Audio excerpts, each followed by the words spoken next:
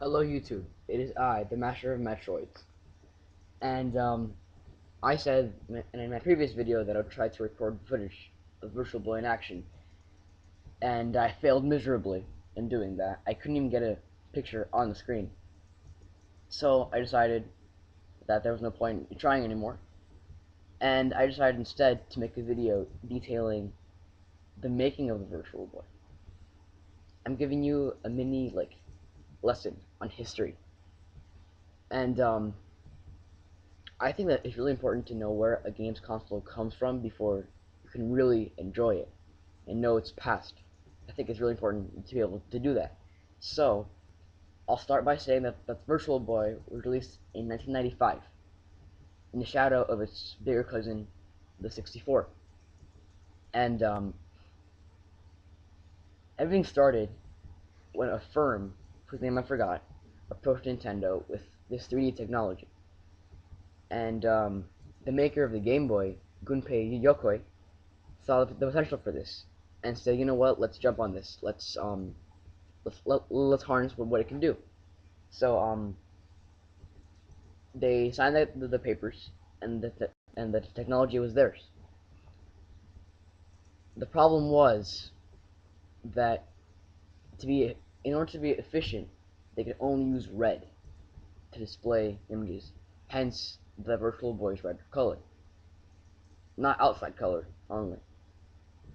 Also, on the inside, which I can't show you, everything is in either red or black. So that's been a liability, I guess, to the Virtual Boy. People hate it because of that. I don't. I just think that has some personality. But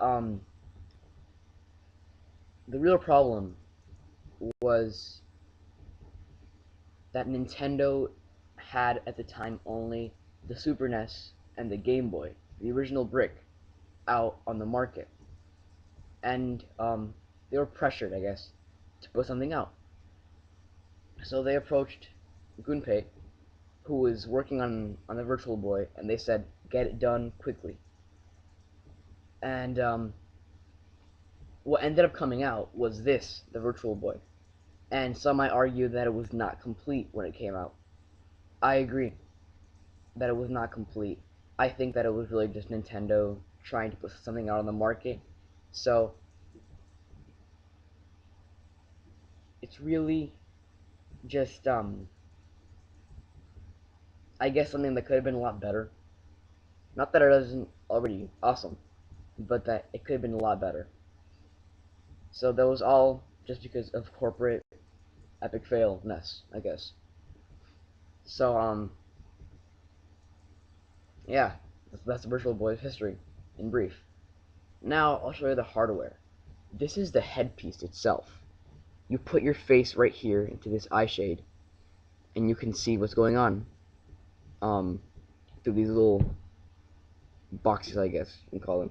They're a lens, and on the top of the machine, there is there are some knobs like this one that says IPD, stands for interpupil distance, and I guess just to regulate the focus. No, this is the focus. This is to regulate the distance between your pupils, I guess, inside the machine. I'm not sure. I don't know, honestly. This is to regulate the focus. And these things up here, I read in the instruction manual, well, didn't come with it, I just found it on the internet, that whenever you play a game, and games come with little things at the bottom to protect the connectors, you put it right there, and you're supposed to leave it there until you're done playing. I've never had one before, so I couldn't be able to tell you that. Um, the bottom of the Virtual Boy, right here is a cartridge. So right now I have Mario's Tennis on this, which came with the Virtual Boy. It's not the best game, I have to say. It's fun, but it gets old after a while. I'm looking to get Virtual Boy Wario Land soon. Um, this right here is where the clamp goes on for the head. No, not the headset. The stand. For some reason my stand goes in backwards. I don't know if it's supposed to do that or if I really don't know. I don't know. Down here is the volume switch or slider or knob. I don't know which one to call it, but that's for the volume. This right here is for the headphones, and this takes regular headphones. I've tried it before. Sounds pretty good. Um, right here is the controller port, which on ring on the controller, I want to point it out because the controller, first of all, has one of the most comfortable grips I've ever felt on a system, ever. I think it's a really good controller. It's just comfortable. It fits to my hand. But the real genius was that they have the batteries in here. If I can open it. I can't open it. Anyways, the batteries are in here. And when you connect this cable to the Virtual Boy right here, then you get power. Which is, I think it's really, I think it's a good design to have the batteries in the controller instead of the system because it makes the system less heavy.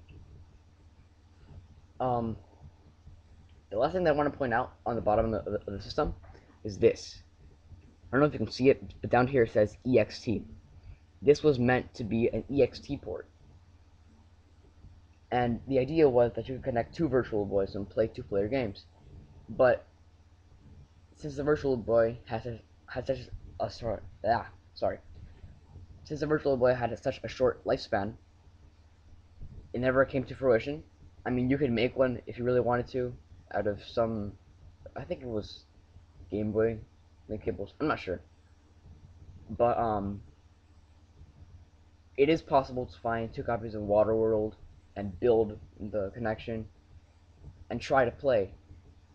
But you know, there's not really that many people out there that would want to do that. Like, not even me. I wouldn't. I wouldn't be that crazy. I guess you could say. Because I mean, the Virtual Boy is so rare that finding another person that has one and that has Waterworld, it's just it can't happen really. Not in today's world. And well, I guess the last thing to show you is the stand. Stand, as the name suggests, functions as something to keep the Virtual Boy standing. It opens, as you can see here, kind of. Um, and for some reason, the clamp on mine goes in backwards. You're supposed to push this button down here. So it opens, and then put it in here, and let it go again so it closes. I don't know why, but mine seems to only go in backwards. And, you know what? That's pretty much it. That's the Virtual Boy for you. I'm sorry I couldn't get any footage on it. I mean, you can look up some videos on YouTube that have footage, but I just couldn't do it. And that's pretty much it. Thank you for watching. If you like this video, please rate, comment, and subscribe. And I'll see you guys next time.